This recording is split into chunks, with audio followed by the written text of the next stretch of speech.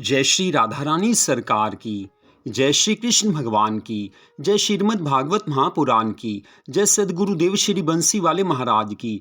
श्रीमद् भागवत महापुराण के 12वें स्कंद के चौथे, 5वें और 6ठे अध्याय की कथा आज हम आपको सुनाने जा रहे हैं। इन अध्यायों के नाम हैं काल गति का वर्णन, श्री नारायण जी की महिमा का प्रकाश तथा राजा परीक्षित को तक्षक द्वारा काटना। चौथे अध्याय की कथा का वर्णन करते हुए श्री सुखदेव जी महाराज कहने लगे हैं कि हे राजा परीक्षित, ब्रह्मा के एक दिन में 14 इंद्र राज्य करते हैं और रात्रि के समय प्रलय होने पर तीनों लोकों के सब जीवों का नाश हो जाता है। रात के समय ब्रह्मा सो जाते हैं। जब ब्रह्मा की आयु पूरी होकर महाप्रलय का समय आता है तब अवर्षण होकर अकाल पड़ता है। अन्न ना होने के कारण सब जीव भूख से व्याकुल होकर मर जाते हैं। पाताल में शेष नाग विष उगलते हैं और आकाश में श्री सूर्य नारायण भगवान अपने तेज से 14 लोकों को भस्म कर देते हैं। इसके अनंतर प्रलय काल के मेघ इतना जल बरसाते हैं कि पृथ्वी पर जल के अतिरिक्त और कुछ दिखाई नहीं देता है। जल में, अग्नि में, वायु में, आकाश शब्द में, ये पांचों तत्व तथा अहंकार में, अहंकार महतत्व माया में, माया ईश्वर के रूप में समा जाती है। केवल आदि अंत से परे मन शब्द सतोगुण तमोगुण आदि से रहित अविनाशी पुरुष श्री नारायण भगवान जी ही वर्तमान रहते हैं। ये महाप्रलय के लक्षण हैं। अब 5वां अध्याय। श्री सुखदेव जी महाराज कहने लगे हैं कि हे राजा परीक्षित, इस श्रीमद् भागवत महापुराण में श्री नारायण जी के लीला चरित्रों का वर्णन है। श्रीमद् भागवत महापुराण को उन पर ब्रह्म प्रभु का स्वरूप समझना चाहिए जिनके नाभि के कमल फूल द्वारा ब्रह्मा जी उत्पन्न हुए थे। हे राजा परीक्षित, अब तुम तक्षक सर्प द्वारा काटने के कारण अपनी मृत्यु का भय मत करो। तुम सब स्थानों पर उन्हीं पर ब्रह्म परमेश्वर को वर्तमान समझो। वे अविनाशी भगवान जन्म मरण आदि अंत तथा मध्य से परे तथा सत्य हैं। संसार के सभी संबंध मिथ्या हैं। जब तुम इस बात को अपने हृदय में भली प्रकार समझ लोगे, तुम्हें तब ये पता चलेगा कि कौन किसको काटता है। अपने अज्ञान और श्री हरि की माया में फंसे रहने के कारण संसारी लोग जन्म मरण दुख सुख मानते हैं। यदि सच पूछो तो सच बात यह है कि आत्मा सदैव अमर रहती है। यह शरीर तो माया के गुणों से बनता और बिगड़ता रहता है। जिस प्रकार जल से भरे हुए पात्र में सूर्य की छाया पड़ने से अनेक सूर्य दिखाई देते हैं और पात्रों को तोड़ डालने पर वह प्रतिबिंब फिर सूर्य में ही मिल जाता है, परंतु पात्र को तोड़ने से सूर्य का नाश नहीं होता, उसी प्रकार इस शरीर के जन्म मरण को भी समझना चाहिए। हे राजन, 84 लाख योनियों में श्री हरि जी की ही शक्ति है और इनसे बाहर वे काल रूप से विद्यमान रहते हैं। हे राजा परीक्षित, ऋषि के शाप के कारण आज तुम्हारा शरीर तक्षक नामक सर्प के काटने से मृत्यु को प्राप्त हो जाएगा, परंतु जो जीवात्मा शरीर से अलग रहता है वह अमर है। अब तुम्हारी मृत्यु का समय निकट आ गया है, इसलिए अब तुम श्री हरि के चरणार विंदों में मन लगाकर उन्हीं प्रभु का स्मरण करो और यह सत्य जानो कि उनका नाम लेने से जन्म जन्मांतरों के पाप छूट जाते हैं। तुमने श्रीमद् भागवत महापुराण का श्रवण किया है, इसलिए अब तुम्हारी मुक्ति होने में कुछ भी संदेह नहीं है, अर्थात तुम्हारी मुक्ति अवश्य होगी। हे राजा परीक्षित, जो मनुष्य श्रीमद् भागवत महापुराण रूपी इस अमृत रूपी कथा को सच्चे मन से एकाग्रचित्त से कहते अथवा सुनते हैं, वे अवश्य ही मुक्ति प्राप्त करके वैकुंठ लोक के अधिकारी होते हैं। अब 6ठा अध्याय। श्री सुखदेव जी महाराज के श्री मुख से 7 दिन में श्रीमद् भागवत महापुराण की कथा को सुनकर राजा परीक्षित का अज्ञान जाता रहा। उन्हें ज्ञान मिला है, उन्हें भगवान की कृपा मिली है। जब उन्हें सर्वत्र श्री हरि भगवान के दर्शन होने लगे और शरीर का मोह जाता रहा, तब उन्होंने श्री सुखदेव जी महाराज जी का विधिवत पूजन किया है और उनके चरणार विंदों को पकड़कर हाथ जोड़कर इस प्रकार कहने लगे हैं कि हे भगवान, आपने मेरे समस्त शोक संदेह को नष्ट करके मेरा उद्धार किया है। अतः आप जैसे दयालु महात्मा और परमार्थी संत जन अज्ञानी मनुष्य को ज्ञान रूपी नौका के सहारे इस अपार भवसागर से पार उतार देते हैं। इस श्रीमद् भागवत महापुराण की कथा को सुनकर, जिसके आदि मध्य और अंत में भगवान श्री कृष्णचंद्र जी महाराज जी की लीलाओं का महत्य में लिखा है, मेरा मन श्री हरि के श्री चरणों में लीन हो गया है। इसलिए अब मुझे तक्षक सर्प द्वारा काटने का और अपनी मृत्यु का लेश मात्र भी भय और शोक नहीं है। तदुपरांत श्री सुखदेव जी महाराज कहने लगे हैं कि हे राजा परीक्षित, तुम्हें अवश्य ही उन प्रभु का स्मरण करना चाहिए।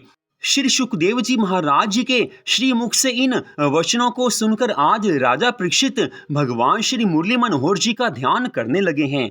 तब श्री सुखदेव जी महाराज और अन्य सभी ऋषि मुनि वहां से उठकर अपने अपने स्थानों को चले गए हैं। तदुपरांत एक पहर दिन रहने पर तक्षक सर्प ब्राह्मण का स्वरूप धारण करके राजा परीक्षित को काटने के लिए अपने स्थान से चला है। उसी समय कश्यप जी की आज्ञा से धन्वंतरी वैद्य राजा परीक्षित के प्राण बचाने के लिए सब औषधि लेकर अपने घर से निकल पड़े हैं। मार्ग में जब ब्राह्मण रूपी तक्षक की भेंट धन्वंतरी से हुई, तब तक्षक ने पूछा कि हे वैद्य राज, आप कहाँ जा रहे हैं? धन्वंतरी वैद्य ने उत्तर दिया है कि आज हस्तिनापुर में तक्षक नामक सर्प राजा परीक्षित को काटेगा, अतः हम उसका विष उतारने के लिए जा रहे हैं। यह सुनकर ब्राह्मण रूपी तक्षक ने कहा है कि क्या आप तक्षक के काटे हुए को अच्छा कर सकते हैं? उस समय धन्वंतरी वैद्य ने कहा है कि केवल तक्षक ही क्या, हम किसी भी सर्प के काटे हुए को अच्छा कर सकते हैं। तक्षक बोला कि हे वैद्य राज, वह तक्षक सर्प मैं ही हूँ। मैं एक वृक्ष को काटता हूँ, यदि आप उसे फिर से हरा कर देंगे तो मुझे ये विश्वास हो जाएगा कि आप राजा परीक्षित को भी अच्छा कर सकते हैं। धन्वंतरी वैद्य ने कहा है कि अच्छा, तुम वृक्ष को काटो, हम तुम्हें अपनी औषधियों का चमत्कार अभी इसी क्षण दिखाते हैं। यह सुनकर तक्षक ने समीप के एक बरगद के वृक्ष को काटा तो क्षण भर में ही वह वृक्ष जलकर भस्म हो गया। तब धन्वंतरी वैद्य ने संजीवनी विद्या पढ़कर उस वृक्ष की राख पर जैसे ही जल छिड़का, वैसे ही वह वृक्ष तुरंत पहले के समान हरा भरा हो गया है। ऐसा चमत्कार देखकर तक्षक ने अपने मन में बहुत घबराते हुए धन्वंतरी वैद्य से कहा है कि हे वैद्य राज, आप राजा परीक्षित का विष उतारने के लिए क्यों जा रहे हैं? धन्वंतरी वैद्य कहने लगे हैं कि हे तक्षक, हम उस धर्मात्मा और प्रतापी राजा को फिर से जीवित करके मुंह मांगा धन प्राप्त करेंगे। तक्षक सर्प ने कहा है कि हे ब्राह्मण देवता, यदि आपको धन की अभिलाषा है तो वह धन आप मुझसे लेकर अपने घर को लौट जाओ। तक्षक की इस बात पर जब धन्वंतरी वैद्य सहमत हो गए, तब तक्षक ने उन्हें एक वृक्ष के नीचे गड़ा हुआ धन बता दिया है। धन्वंतरी वैद्य वहां से जितना धन लेकर जा सकते थे उसे लेकर अपने घर को लौटकर चले गए हैं। उस समय तक्षक सर्प वहां एक छोटे से कीड़े का स्वरूप बनाकर एक फूल में बैठ गया। जब ब्राह्मण ने वह फूल उठाकर राजा परीक्षित को दिया तो उसी समय तक्षक ने फूल से निकलकर राजा परीक्षित को काट लिया है। आज तक्षक सर्प के काटते ही राजा परीक्षित का शरीर जलकर भस्म हुआ है और उनकी चैतन्य आत्मा दिव्य विमान पर बैठकर वैकुंठ धाम को चली गई है। इस हृदय विदारक दृश्य को देखकर जो लोग वहां उपस्थित थे वे सब हाहाकार करने लगे हैं। नगर वासियों ने जब इस समाचार को सुना तो सबने अत्यंत विलाप किया है। राजा परीक्षित के पुत्र जनमेजय ने अपने पिता की शास्त्र विधि से अंत्येष्टि क्रिया करके मंत्रियों तथा ब्राह्मणों की आज्ञा अनुसार राज्य पद ग्रहण किया है। जब जनमेजय को राज सिंहासन पर बैठे हुए 12 वर्ष बीत गए, तब उसने मंत्रियों द्वारा तक्षक सर्प और धन्वंतरी वैद्य के वार्तालाप को सुनकर अत्यंत क्रोध करके ये कहा है कि शमीक ऋषि के शाप के कारण तक्षक सर्प ने मेरे पिता को काटा है, इसलिए अब मैं अपने पिता के काटने का बदला सभी सर्पों से लूंगा और एक ऐसा यज्ञ करूंगा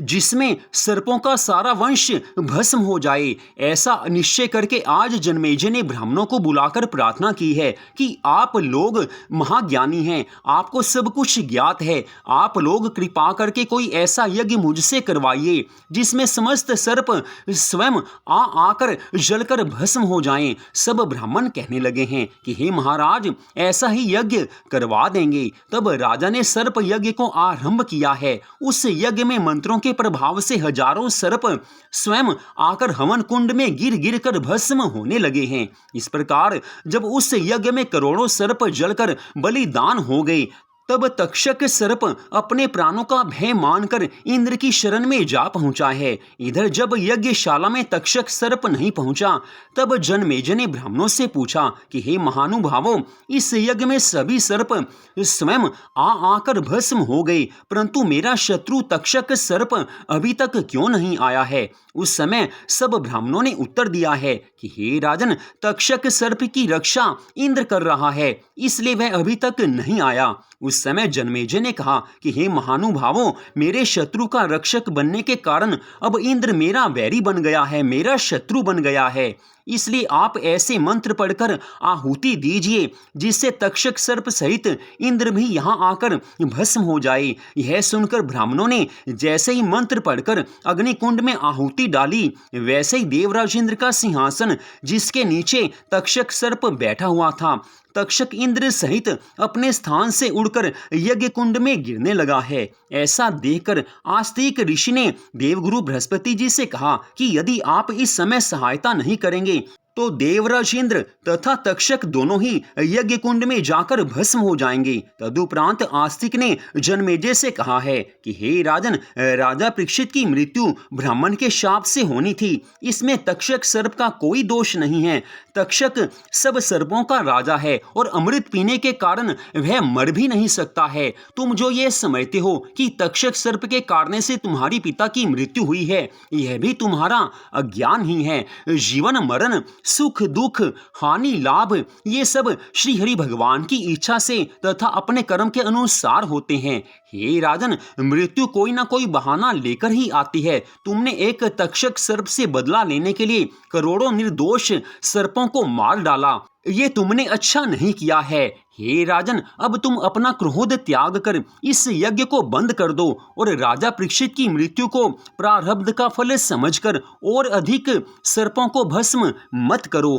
आज महर्षि आस्तिक के मुख से इन वचनों को सुनकर जन्मेजय को ज्ञान प्राप्त हुआ है। तब जन्मेजय ब्राह्मणों से कहने लगे हैं कि आप लोग अग्नि में पूर्णाहुति ना डालें। यह सुनकर जब ब्राह्मणों ने यज्ञ बंद करवा दिया, तब तक्षक सर्प ने राजा जन्मेजय को यह वरदान दिया है कि हे राजन, जो लोग मेरे और तुम्हारे नाम का स्मरण करेंगे उन्हें कोई सर्प नहीं काटेगा। तत्पश्चात राजा जन्मेजय ने ऋषियों और ब्राह्मणों को दक्षिणा देकर विदा किया है। तब देवगुरु बृहस्पति जी भी देवराज इंद्र और तक्षक सर्प को अपने साथ ले गए हैं।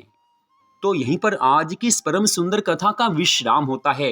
राजा परीक्षित ने 7 दिनों तक श्रीमद् भागवत महापुराण की इस कथा को सुना है। श्री सुखदेव जी महाराज जी ने अत्यंत कृपा करके राजा परीक्षित को इस कथा को सुनाया था।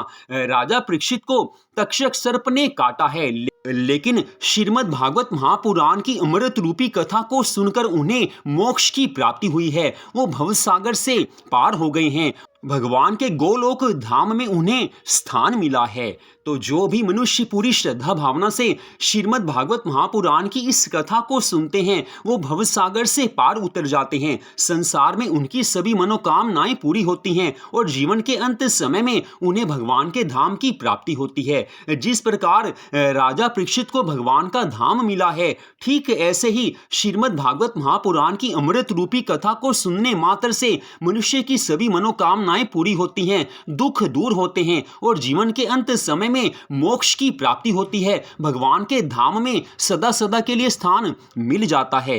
तो आज की इस परम सुंदर कथा का यहीं पर विश्राम होता है। अगले भाग में आप आगे की कथा को सुन पाएंगे। जय श्री राधा रानी सरकार की, जय श्री कृष्ण भगवान की, जय सदगुरुदेव श्री बंसी वाले महाराज की, जय श्रीमद् भागवत महापुराण की।